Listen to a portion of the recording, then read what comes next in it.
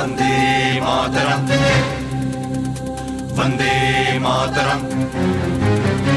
सुजलाम सुफलाम मलयजशीतलाम शस्य श्यामलां मातरम वंदे।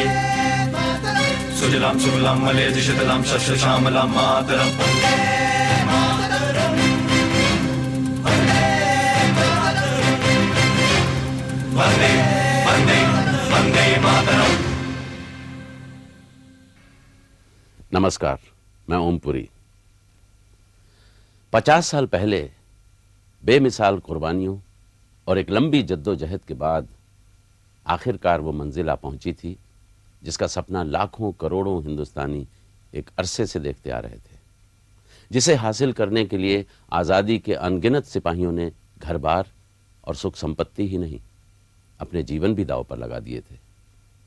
इस लंबे दौर की तमाम यादों को आधे पौने घंटे के छोटे से अरसे में समेटना शायद किसी के लिए मुमकिन नहीं है। सिर्फ एक जायजा लेने की कोशिश की जा सकती है।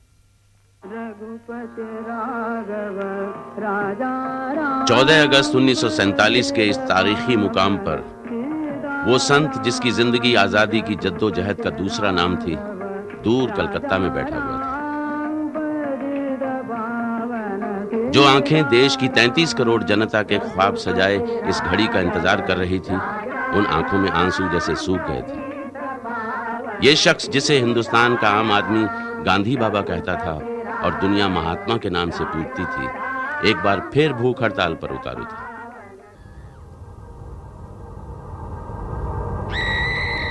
देश में खून की नदियां बह रही थीं, भाई भाई का गला काट रहा था। इस 78 वर्षीय संत को मानो यकीन था कि जैसे अपनी जर्जर काया को और दंड देकर ही वो देश भर के गुनाहों का प्रायश्चित कर सकेगा। लौह पुरुष के नाम से मशहूर तपे हुए कांग्रेसी नेता वल्लभ भाई पटेल, जिन्हें खुद गांधी जी ने सरदार का खिताब दिया था, उनकी चिंता आजाद हिंदुस्तान की तस्वीर में देसी रजवाड़ों को शामिल करके उसका नाक नक्शा सही सलामत रखने की थी।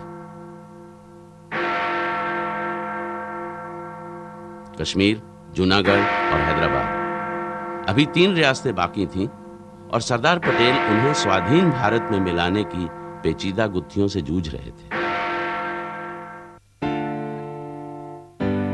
56 वर्षीय डॉक्टर भीमराव जी अंबेडकर, इन लम्हों में वो इस उधेड़बुन में डूबे हुए थे कि आने वाले दिनों में सामाजिक परिवर्तन का लक्ष्य किन तौर तरीकों से तेजी से हासिल किया जा सकेगा।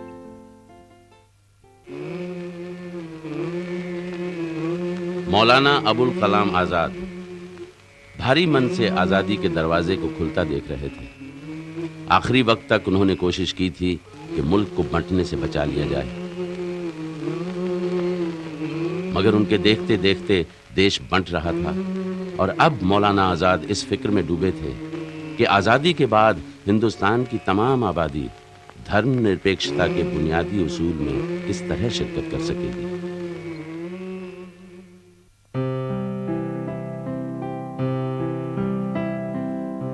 आजादी की लड़ाई का एक जाना माना सिपह सालार नई चुनौतियों का सामना करने के लिए पर तोल रहा था।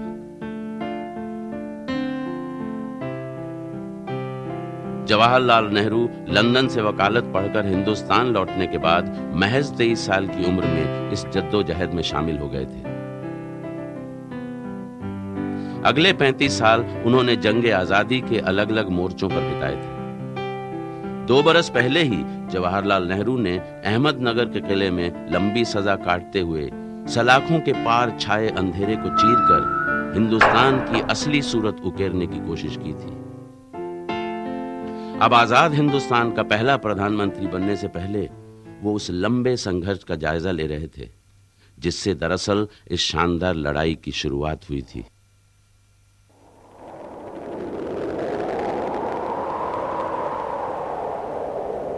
ढाई 250 साल पहले जब ईस्ट इंडिया कंपनी ने हिंदुस्तान में कदम रखा था तो उसके पास इलाके के नाम पर बित्ता भर जमीन नहीं थी, मगर आहिस्ता आहिस्ता एक गोदाम फैलकर सूबे में बदला और सूबा फैलकर सल्तनत बन गया। व्यापारियों के भेष में आने वाले अंग्रेज लुटेरों ने 250 बरस के अरसे में अपनी जड़ें मजबूती से हिंदुस्तान में जमा ली थी और सियासत की शतरंज पर राजों रजवाड़ों को मोहरों की तरह इस्तेमाल करना शुरू कर दिया था। लाल किले की शानदार इमारत में जिंदगी के आखिरी बरस गुजारता हुआ मुगल बादशाह, शहंशाह हिंद कहे जाने वाले इस 82 साल के बूढ़े का राज महज पालम और जमुना के बीच जमीन की एक छोटी सी पट्टी तक महदूद रह गया था।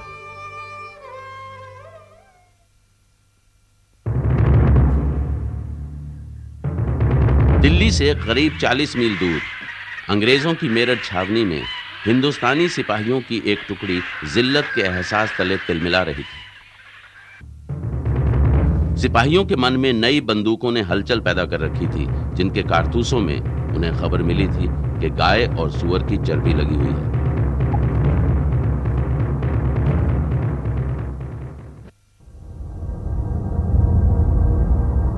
मेरठ से लगभग 300 मील के फासले पर झांसी के महाराज गंगाधर राव की 23 साल की विधवा रानी लक्ष्मीबाई। रानी के मन में तूफान चल रहा था। नए गवर्नर जनरल लॉर्ड डलहौजी ने रानी लक्ष्मीबाई के गोद लिए गए बेटे को राजगद्दी सौंपने से इनकार कर दिया था और झांसी पर ईस्ट इंडिया कंपनी का झंडा फहराने का फैसला कर लिया था, पर रानी को यह कतई मंजूर नहीं था।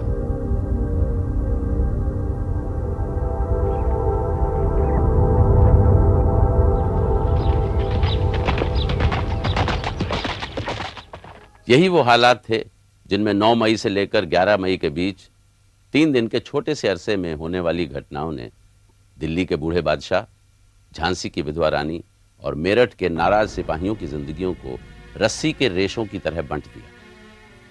हिंदुस्तानियों के मन में उफनती नाराजगी और नफरत एक धमाके के साथ फूट पड़ी। अंग्रेजों ने इस धमाके को गदर का नाम दिया। हिंदुस्तानियों ने कहा, यह आजादी की लड़ाई है। सिंहासन हिल उठे, राजवंशों ने भिगुटी तानी थी, बूढ़े भारत में आई फिर से नई जवानी थी। बारूद में चिंगारी तो 29 मार्च को ही पड़ गई थी। बैरकपुर की अंग्रेज छावनी के नौजवान सिपाही मंगल पांडे ने नए कारतूस इस्तेमाल करने से इनकार करते हुए अंग्रेज अफसरों पर हमला कर दिया था। मंगल पांडे को फांसी दे दी गई।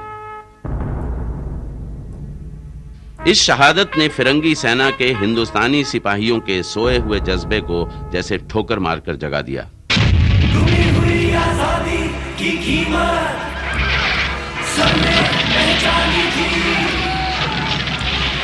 दूर फिरंगी को करने की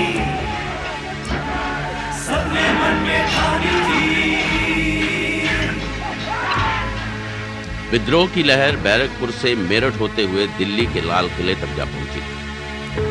बागी सिपाहियों ने बूढ़े बादशाह से मोर्चा संभालने को कहा। उनकी जबान पर एक ही नारा था, कल खुदा का, मुल्क बादशाह का, अमल बहादुर शाह। कुछ ही दिनों में बगावत की लपटें बंगाल से लेकर राजस्थान और पंजाब से लेकर नर्मदा तक फैल गई। फिरंगी निजाम की चूलें चरमरा उठी। चमक छुटी सन 57 में वो तलवार पुरानी थी, बुंदेले हर बोरों के मुंह हमने सुनी कहानी थी। खूब लड़ी मर्दानी वो तो झांसी वाली रानी थी, खूब लड़ी मर्दानी वो तो झांसी वाली रानी थी।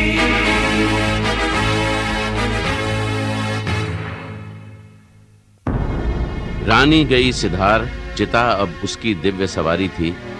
मिला तेज से तेज, तेज की वो सच्ची अधिकारी थी।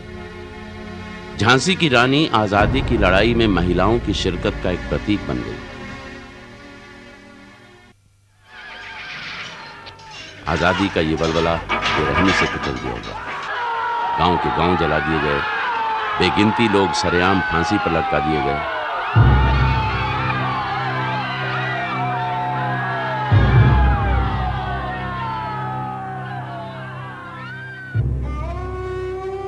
बहादुर शाह जफर को कैद करके रंगून भेज दिया गया, जहां वो बदनसीब बादशाह दुनिया से रुखसत हो गया।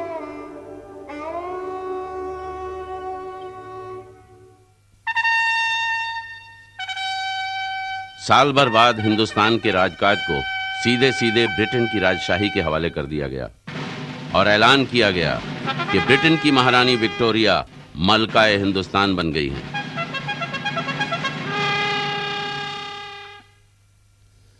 साम्राज्यवादी हुकूमत ने अब अपने शिकंजे को कसने का मंसूबा बनाया, मगर 1857 के धमाके से अंग्रेजी राज में जो दरारें पड़ गई थीं, वो पलस्तर के नीचे बरकरार रहीं।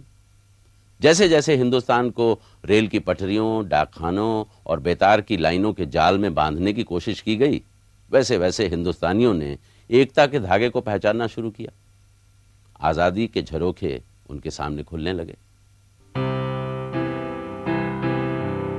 एकता और जागरूकता की इस दबी ढकी सुगबुगाहट ने अब कई धाराओं में फूटना शुरू किया। पराधीनता से टकराने के लिए एक मुनासिब जमीन तैयार करने की कोशिश में कवि और कलाकार भी पीछे न रहे।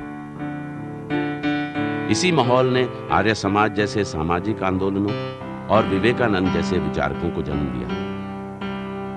इस हलचल का नतीजा राजनीति में भी दिखाई देना ही था। वतन परस्त हिंदुस्तानियों के एक तबके ने 1885 में भारतीय राष्ट्रीय कांग्रेस की नींव रखी।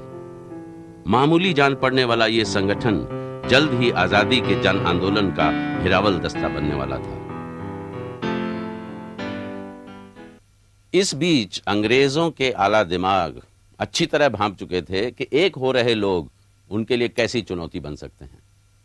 इसलिए फिरंगियों के जहन में मजहबी और इलाकाई बेड़ियों का ख्याल आते ही उसे अमल में लाया गया। यानी अमल में लाया गया बांटो और राज करो का खालिस अंग्रेजी फार्मूला।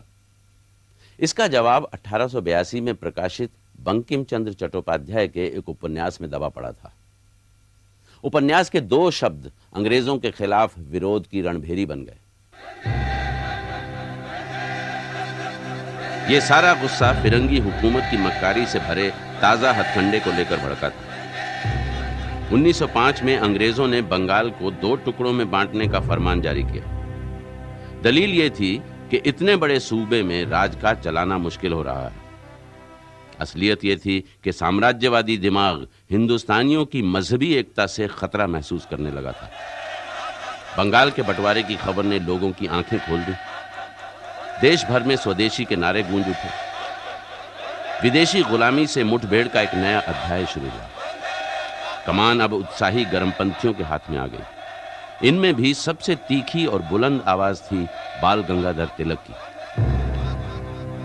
तिलक ने अपने अखबार केसरी को फिरंगियों के खिलाफ लड़ाई का मंच बनाया और गणेश उत्सवों के आयोजनों के जरिए हिंदुस्तानी रीति रिवाजों पर गर्व की भावना पैदा की। तिलक को देश निकाला देकर मांडले भेज दिया गया, लेकिन ये छोटी मोटी सजाएं उनके देश प्रेम पर असर डालने में नाकाम रहीं। 1916 के ऐतिहासिक कांग्रेस अधिवेशन में उन्होंने नारा दिया, स्वराज मेरा जन्म सिद्ध अधिकार है और मैं इसे लेकर रहूंगा। सारे देश में उत्तेजना और हलचल की फिजा बन गई थी। जोरदार मुहिम चलाने के लिए साजो सामान इकट्ठा कर लिया गया था, मंच सजा दिया गया था। इंतजार था एक ऐसे नायक का जो इन अलग अलग धागों की एक मुकम्मल बुनावट तैयार कर सके। मोहनदास करमचंद गांधी जब 1915 में एक आम गुजराती किसान के पहरावे में दक्षिण अफ्रीका से हिंदुस्तान पहुंचे थे, तो गिने चुने लोग इस पहरावे के पीछे छिपी असलियत पहचान सके थे। देखते ही देखते गांधी जी ने आजादी की लड़ाई का रूप रंग बदल कर रख दिया। जवाहरलाल नेहरू, वल्लभ भाई पटेल और मौलाना आजाद उनके इर्द गिर्द इकट्ठे होने लगे। दुनिया की सबसे बड़ी साम्राज्यवादी ताकत से लड़ाई के लिए उन्होंने जो गोला बारूद इस्तेमाल किया वो बिल्कुल अनोखा था। दक्षिण अफ्रीका में गांधी जी ने असहयोग और सत्याग्रह के तरीके अपनाकर देखे थे। अहिंसा उनका मूल मंत्र था। गांधी जी के लिए विदेशी गुलामी की जंजीरों का टूटना सामाजिक जकड़बंदियों के टूटने से अलग नहीं था। सत्याग्रह और अहिंसा के साथ जल्द ही कुछ और चीजें आ जुड़ी। दलित उद्धार, हिंदू मुस्लिम एकता, आत्मनिर्भरता, महिलाओं का उत्थान। गांधी जी का कहना था कि दुश्मन के नजरिए को समझना और उसे शांति और प्रेम से रजामंद करना ही असली संघर्ष है। दिक्कत यह थी कि फिरंगी हुकूमत इसे मानने को तैयार नहीं थी। 13 अप्रैल 1919 बैसाखी का दिन, दोपहर का वक्त। हजारों लोग एक बड़े से बाग में इकट्ठा थे। बाहर निकलने का सिर्फ एक संकरा सा रास्ता था। अंग्रेज फौज के जनरल डायर ने अपनी टुकड़ी के साथ इसी संकरे रास्ते से दाखिल होकर बाग को घेर लिया और बिना खबरदार किए निहत्थी भीड़ को गोलियां चलाने का हुक्म दिया। गोलियां तब तक चलती रहीं जब तक खत्म नहीं हुई। अमृतसर के जलियांवाला बाग के इस कत्लेआम में बच्चों, बूढ़ों और महिलाओं समेत लगभग 1000 लोग मारे गए।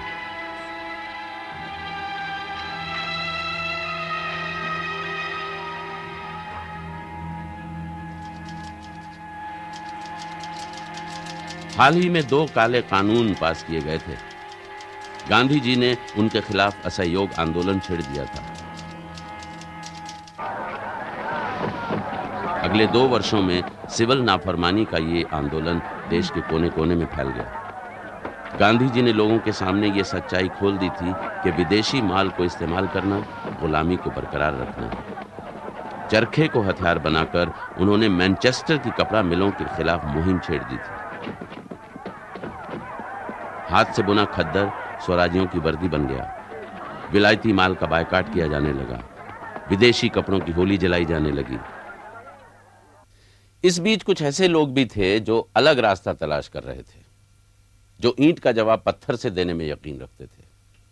उनके लबों पर बस एक ही तराना था, सरफरोशी की तमन्ना अब हमारे दिल में है, देखना है जोर कितना बाजुए कातिल में। अक्टूबर 1928 में जब अंग्रेजों ने लाहौर में एक शांतिपूर्ण जुलूस पर लाठीचार्ज किया और लाठियों की चोटों से कुछ दिन बाद लाला लाजपत राय का देहांत हो गया, तो भगत सिंह और उनके साथियों ने बहरे कानों को सुनाने के लिए एक जोरदार धमाका करने की ठान ली। 8 अप्रैल 1929 को भगत सिंह ने दिल्ली की केंद्रीय असेंबली में बम फेंका। भगत सिंह और उनके साथियों को गिरफ्तार करके उन पर कड़े मुकदमे चलाए गए। हम भी आराम उठा सकते थे घर पर रहकर, हमको भी पाला था माँ बाप ने दुख सुख सहकर। वक्ते रुखसत उन्हें इतना ही न आई कहकर, गोद में आंसू कभी टपके जो रुख से बहकर। तिफल उनको ही समझ लेना जी बहलाने को, अपनी किस्मत में अज़ल ही से सितम रखा था, रंज रखा था, मिहां रखा था, गम रखा था। किसको परवाह थी और किस में ये दम रखा था। हमने जब वादिए गुर्बत में कदम रखा था, दूर तक यादें वतन आई थी समझाने को।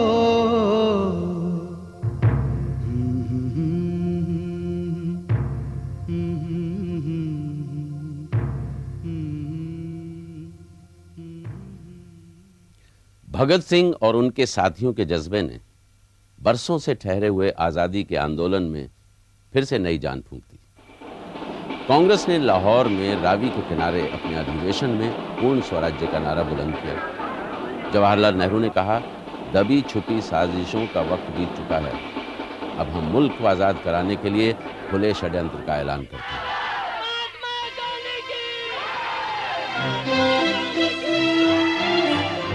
12 मार्च 1930 को गांधी जी साबरमती आश्रम से एक जत्थे के साथ पांव पैदल निकल पड़े।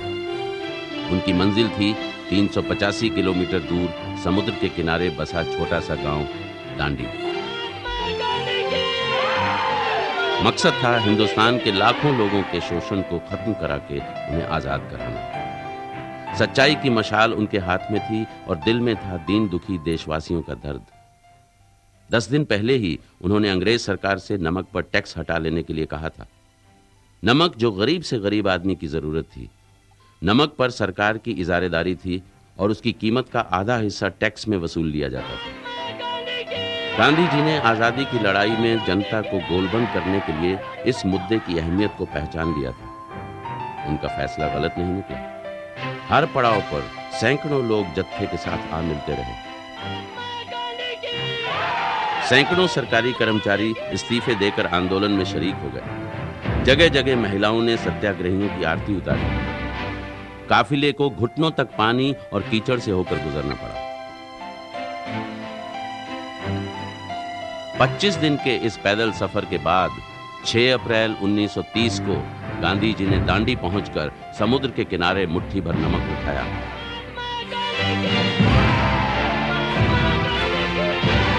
ऐसा करके गांधी जी ने जैसे ब्रिटिश साम्राज्य के असीम बलबूते को चुनौती दे दी और लाखों हिंदुस्तानियों को आजादी की लड़ाई में कूद पड़ने के लिए तैयार किया। जोश का नमूना आंध्र प्रदेश का स्वराजी टोका नरसैया। तिरंगे को हाथ से छोड़ने की बजाय इस नौजवान ने लाठियां खाते हुए बेहोश हो जाना मंजूर किया।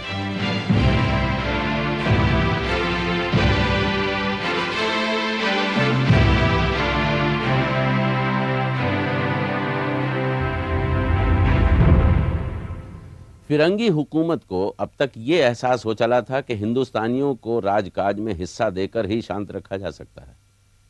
सुलह समझौते और बातचीत का एक लंबा दौर शुरू हुआ, मगर अंग्रेज थे कि एक हाथ सुलह के लिए बढ़ाते और दूसरे हाथ से कोड़े फटकारते। इस बीच हिंदुस्तान की जंगे आजादी में दूर दराज के देशों की राजनीति की गूंज भी सुनाई देने लगी। 1939 में दूसरा विश्व युद्ध छिड़ गया। इसके साथ ही घटनाओं की रफ्तार तेज हो गई। मार्च 1942 में जापानियों ने रंगून से अंग्रेजी फौज को खदेड़कर शहर पर कब्जा कर। अब तक जो लड़ाई अखबारों के जरिए हिंदुस्तान तक पहुंच रही थी, अचानक दहलीज पर आ खड़ी। लड़ाई के दौरान चीजों की कमी और कमर तोड़ महंगाई ने विदेशी गुलामी को बर्दाश्त के बाहर बना दिया।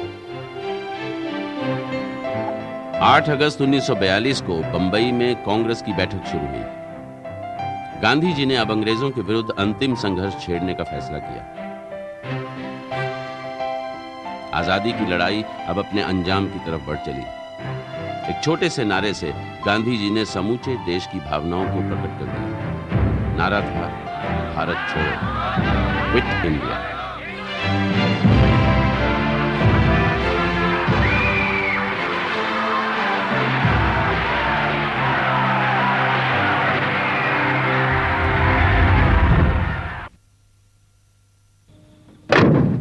पंद्रह जनवरी 1941 को कलकत्ता की एल्गिन रोड के एक मकान से, जिस पर पुलिस की कड़ी नजर थी, एक मौलवी नुमा आदमी निकला और कार में बैठकर बिहार की तरफ रवाना हो गया। बिहार में इस शख्स ने दिल्ली को जा रही कालका मेल पकड़ ली। 10 दिन बाद जियाउद्दीन नाम का एक पठान लॉरी में सफर करता हुआ पेशावर से काबुल पहुंचा।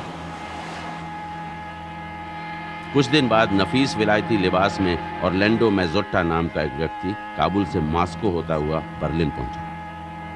एक ही शख्स के 3 रूप, और ये शख्स था सुभाष चंद्र बोस।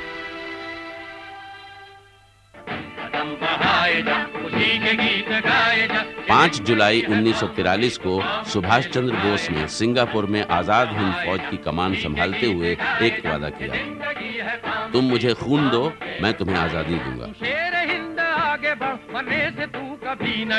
उन्होंने नारा दिया, दिल्ली चलो। ये नारा तब तक गूंजता रहा जब तक 1945 में विश्व युद्ध खत्म नहीं हो गया।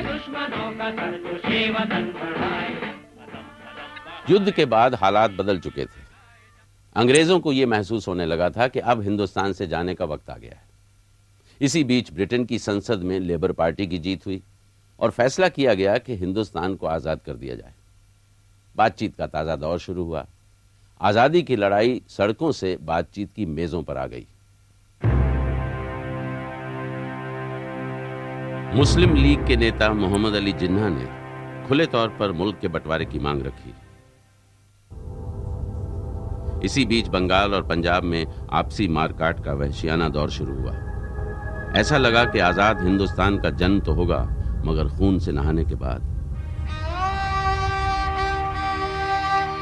अनकरीब बंटवारे के दुख को पीछे धकेलकर गांधी जी फसादों को शांत करने के लिए नोआखली चले गए। जुनून के इस माहौल में सिर्फ उनकी आवाज समझ और विवेक की आवाज थी। मेरा ईश्वर तो मेरे दिल के मंदिर में पड़ा, वहाँ है और उसका मैं नाम लेता हूँ। आस्तिक हूँ तो मैं आपको कहता हूँ कि वो तो जिंदा है, मेरे लिए जिंदा बन गया है। उसका नाम मैं रखूँ और उसका नाम रखते रखते किस तरह से मुझको मरना है मर जाऊँ, तो आप कह सकते हैं। मार्च 1947 में मलका विक्टोरिया के वंशज लॉर्ड माउंटबेटन वॉइसरॉय बनकर दिल्ली आए। 8 जुलाई 1947 को लंदन में ब्रिटिश संसद ने ठीक 10:40 पर हिंदुस्तान की आजादी के फैसले को मंजूरी दे दी। 250 वर्षों से हिंदुस्तान पर जकड़े हुए फिरंगी शिकंजे को उठा लेने का यह फैसला महज 15 मिनट में कर दिया गया। और इस तरह तमाम मुश्किलों को कदम दर कदम पार करते हुए, लड़खड़ाते, गिरते और गिरकर संभलते हुए आखिरकार वो घड़ी आ पहुंची थी जब सदियों से खोया खोया एक महादेश आजादी की फिजा में जागने के लिए आंखें खोल रहा था। मुक्ति की इस महान गाथा को सच्चाई में बदलने के लिए जिस आदमी ने सबसे ज्यादा कुर्बानी दी थी, वो बोझिल मन के साथ अकेला कलकत्ता में बैठा हुआ था। दूसरी तरफ एक ऐतिहासिक घड़ी से रूबरू होने के लिए कुछ लोग नई जिम्मेदारियों और चुनौतियों के बोझ को महसूस कर रहे थे। जिस घड़ी के लिए लाखों लोगों ने जान की बाजी लगाई थी, खून की कुर्बानी दी थी और जिंदगी के बेहतरीन साल दांव पर लगाए थे। दिन खून के हमारे प्यारे न भूल जाना, खुशियों में अपनी हम पर आंसू बहाते जाना। सैयाद ने हमारे चुन चुन के फूल तोड़े, वीरान इस चमन में अब गुल खिलाते जाना। A moment comes which comes but rarely in history, when we step out from the old to the new, when an age ends and when the soul of a nation long suppressed finds utterance. Vande Mataram, Vande Mataram, Vande Mataram, Vande Mataram. Sujalam सुफलाम मलयज शीतलाम शस्य श्यामलाम मातरम वंदे।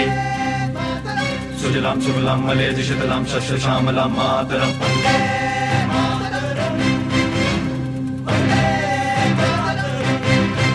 सुजलाम सुफलाम मलयज शीतलाम शस्य श्यामलाम मातरम वंदे।